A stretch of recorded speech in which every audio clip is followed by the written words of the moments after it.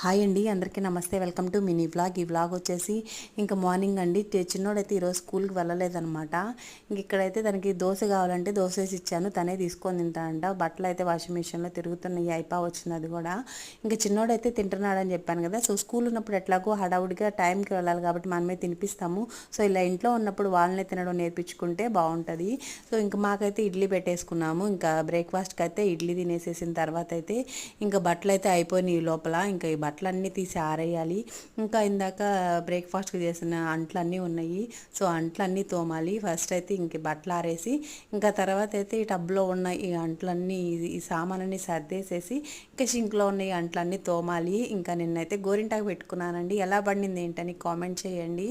And మీలో గోరింటాకు పెట్టుకోవడం ఎంతమందికి ఇష్టమో కామెంట్ చేయండి. సో ఫస్ట్ అయితే ఈ బట్టలు అయితే నేను ఆరేసేసి తర్వాత ఫ్రెష్ అయ్యేసి లంచ్ ప్రిపేర్ చేయాలి. నెక్స్ట్ వీడియోలో కలుసుకుందాం. Bye bye. Thanks for watching. Subscribe hour